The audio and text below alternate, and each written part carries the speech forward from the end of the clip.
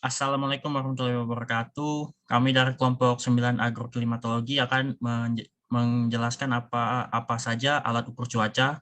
Kelompok kami ada Fadila Miftahujana, yang kedua saya sendiri Hametur Tunalji Arianto, ada Muhammad Adenizar, Andres Oktrianus Mikael, dan Krisna Bayu. Next.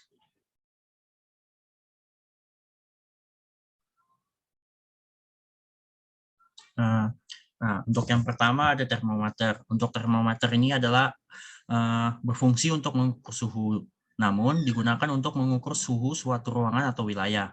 Satuan yang digunakan Celsius, Kelvin, dan Fahrenheit.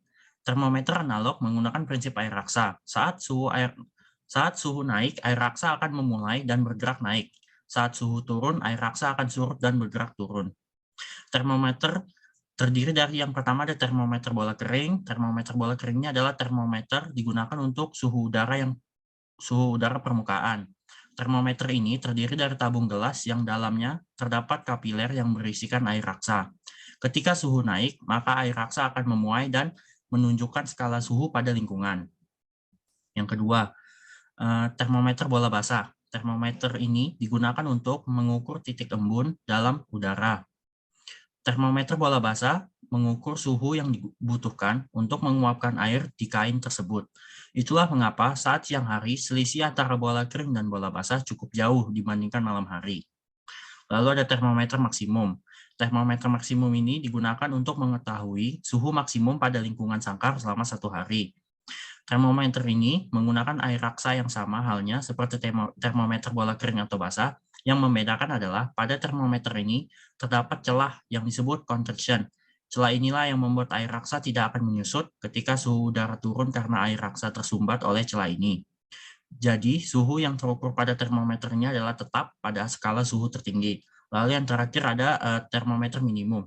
Termometer ini digunakan untuk mengukur suhu terendah dalam suatu hari pada lingkungan. Alkohol yang digunakan karena karakteristiknya cocok untuk mengukur suhu rendah ketika titik beku alkohol yang lebih rendah dari air raksa. Ketika suhu menurun, maka indeks ini akan mendekati skala minimum karena terdorong oleh permukaan alkohol. Next. Yang berikutnya ada alat windmeter. Nah, windmeter ini merupakan salah satu alat pengukur cuaca yang digunakan untuk mendeteksi kecepatan dari angin dan juga arah mata angin. Untuk menentukan arah angin, bisa menggunakan kantong angin. Untuk menentukan kecepatan angin, bisa menggunakan kincir atau sensor angin. Sensor angin ini juga nantinya akan menghitung prediksi arah penguapan dari air dan juga mengetahui perkiraan lokasi yang nantinya akan terjadi badai.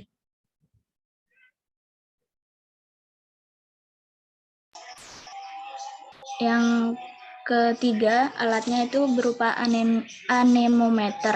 Anemometer adalah sebuah alat pengujian atau biasa disebut alat pengukur kecepatan angin yang biasanya digunakan dalam bidang meteorologi dan geofisika atau stasiun perakiraan cuaca.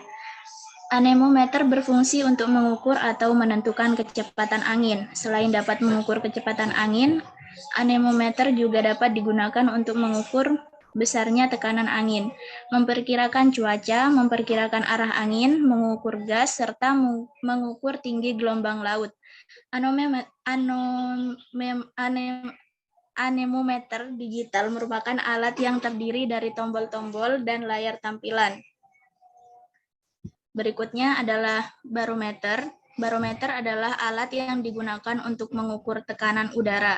Udara memiliki berat dan menekan semua yang disentuhnya saat gravitasi menariknya ke bumi. Tekanan inilah yang diukur menggunakan barometer. Dilansir dari National Geographic, tekanan udara merupakan indikator cuaca. Perubahan atmosfer termasuk perubahan tekanan udara dapat mempengaruhi cuaca. Ahli meteorologi biasanya menggunakan barometer untuk memprediksi perubahan cuaca jangka pendek. Yang kelima ada hygrometer. Hygrometer adalah alat yang biasa digunakan untuk mengukur kelembaban relatif udara atau jumlah uap air tak terlihat di suatu lingkungan tertentu. Prinsip kerja dari alat hygrometer yaitu dengan menggunakan dua termometer. Yang pertama, termometer digunakan untuk mengukur suhu udara biasa. Dan yang kedua, digunakan untuk mengukur suhu udara jenuh atau lembab. Manfaat dari hygrometer itu sendiri untuk kehidupan sehari-hari yaitu yang pertama, dipakai untuk ditempatkan di dalam bekas penyimpanan barang atau kontainer. Yang kedua, yaitu mengukur kelembaman ruangan pada budidaya jamur, kandang reptil, sarang burung walet, maupun untuk pengukuran kelembaman pada penetasan telur. Yang keenam ada altimeter. Altimeter merupakan sensor untuk mengukur ketinggian suatu titik dari permukaan laut. Prinsip kerja dari sensor altimeter yaitu menggunakan tekanan udara. Dengan bertambahnya suatu ketinggian, maka tekanan udara akan berkurang. Biasanya alat ini digunakan untuk keperluan dalam penerbangan, pendakian, dan kegiatan yang berhubungan dengan ketinggian. Alat ini bersifat barometrik. Pengukuran tinggi tempat didasarkan pada tekanan udara tempat tersebut dibandingkan dengan tempat lainnya. Pengukuran tinggi tempat juga biasanya didasarkan pada perbandingan tekanan udara tempat tersebut dengan permukaan laut, sehingga nilainya dinyatakan dalam satuan meter di atas permukaan laut. Campbell-Stokes. Prinsip alat ini adalah pembakaran pias. Panjang pias yang terbakar dinyatakan dalam jam. Alat ini mengukur lama penyinaran surya. Hanya pada keadaan matahari terang saja pias terbakar, sehingga yang terukur adalah lama penyinaran surya terang. Pias ditaruh pada titik api bola lensa. Pembakaran pias terlihat seperti garis lurus di bawah bola lensa. Kertas pias adalah kertas khusus yang tak mudah terbakar kecuali pada titik api lensa. Alat dipasang di tempat terbuka, tak ada halangan ke arah timur matahari terbit dan ke barat matahari terbenam. Kemiringan sumbu bola lensa disesuaikan dengan alat letak lintang setempat. Posisi alat tak berubah sepanjang waktu, hanya pemakaian pias dapat diganti setiap hari. Ada 3 pias yang digunakan pada alat yang sama.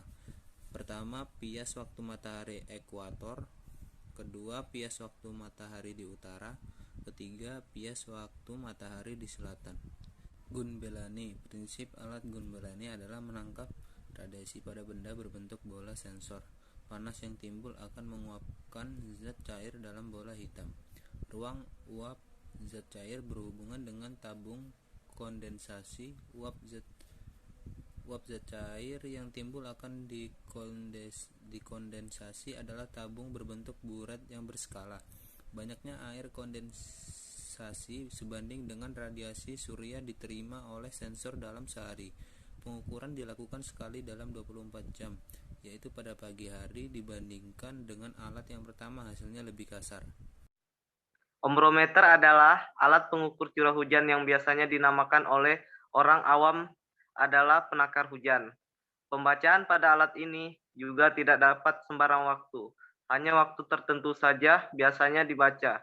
Pada pagi hari, biasanya pada pukul 7 pagi, curah hujan memiliki artian bahwa setiap 1 mm memiliki luasan 1 meter persegi dengan tempat yang datar dan terapung air setinggi 1 mm atau 1 liter. Fungsi ambrometer adalah untuk mengukur curah hujan. Biasanya diletakkan dan dipasang di tempat yang memiliki sirkulasi udara dan tempat udara yang baik.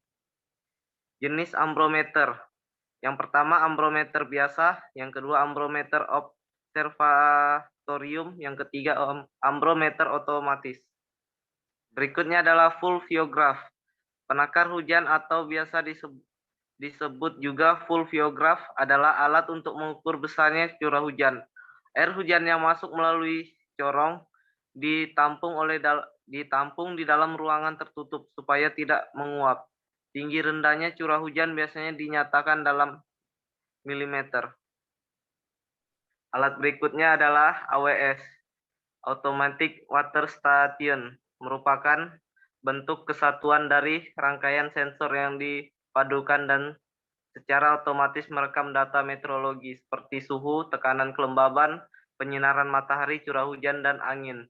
yang kemudian akan diubah dalam data logger sehingga dapat dimonitoring melalui komputer server dan diakses secara online. AWS pada umumnya dipasang pada ketinggian 10 meter di atas permukaan tanah dan bebas dari bangunan. Pencatatan data cuaca dapat diatur, diprogram sesuai dengan kebutuhan, tergantung dengan kebutuhan dan keinginan kita. Akan melakukan pencatatan data setiap 10 menit sekali, 30 menit sekali, dan seterusnya. Sekian dari kami kelompok 9 agroklimatologi, presentasi kami. Terima kasih.